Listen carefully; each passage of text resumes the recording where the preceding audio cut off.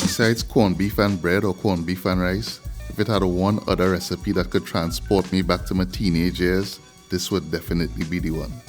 Now, I really wanted to do this recipe because it really uses some basic pantry items that most people would have laying around in the kitchen.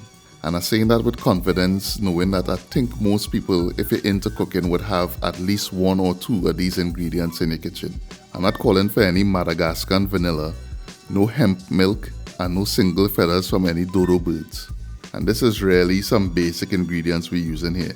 Some onion, garlic, spaghetti, tomato paste, peas and carrots, Italian seasoning, some cayenne pepper, and I have some chili flakes. Now the chili flakes optional. If you have Scotch bonnet pepper, you could use that to get the spiciness in the spaghetti. You want to go ahead and dice up your onions, and we're using that to start the base for the peas and carrots tomato sauce. You also want to crush 2 cloves of garlic and mince that. And for the spaghetti, you want to use 8 cloves of garlic. Now I slice in them here, but if you want, you could go ahead and mince them.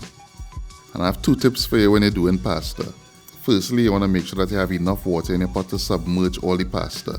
And this will give it enough liquid to cook in so that it don't clump together while it's cooking. And also you want to make sure that the water comes to a rolling boil before you add your pasta. You want to season the water with a pinch of salt. And you want to add your spaghetti. And you're going to cook this for about 8 to 10 minutes. While the spaghetti cooking, add about 4 tablespoons of olive oil to a pan. Now you want to add your onion and saute that for about 2 minutes on medium heat. When it begins to go translucent, you want to add your garlic. Then you want to add the Italian seasoning and add the cayenne pepper. Saute that for about 30 seconds. Now you want to add 5 tablespoons of tomato paste. You want to make sure and combine the tomato paste with the aromatics, and then you want to reduce your heat to low, the lowest that your stove could go, and you want to cook this tomato paste mixture for at least 5 minutes. You want to season this with salt and black pepper. Now you want to take about 5 ladles of water that the pasta cooking in, that starchy water, and add it to the tomato mixture. Now this water would loosen the sauce, but the starchiness in it would still maintain a thickness because you want a nice thick sauce. You're all about the thick sauce here. Now go ahead and drain your pasta. Now you want to add your peas and carrots to the tomato sauce. You want to stir that in and let that cook for about a minute or 2. And then that's good, you're done. You want to add about a 1/4 cup of olive oil to your pot. And I know that's sounding like a lot of olive oil, but really going for a luscious spaghetti here. You want to add the garlic to the oil. Now we really don't want the garlic to turn brown here. We just want it to kind of bloom in the oil and flavor the oil. Add the chili flakes, and this is going to saute for a maximum of 30 seconds. Nothing longer than that. Anything longer than that and the garlic will start to go brown, and we don't want that at all. So turn off the heat. You want to add the spaghetti, season it with a little black pepper.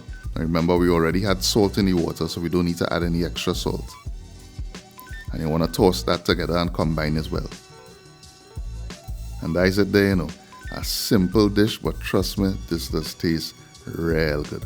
I can't even wait to taste this. As you can see, we're really focusing on using those pantry essential items to make some really delicious meals. And this might seem like something that's real easy and simple, and it's in using no set of bells and whistles, but trust me, this does taste real good. If you like this recipe, please give the video a thumbs up and give it a share. And if you do try it, please post your photos to social media and tag us in them. The full recipe can be found on our website at eatahfoodtt.com. And tasting this again is like really going back into my teenage years, busting a quick pot. It was a quick pot, but it used to taste real good. And trust me, this tasting real good. Please subscribe to our channel for more great content as we will be continuing our quarantine cooking sessions. Thanks for watching, and I'll see you in the next one.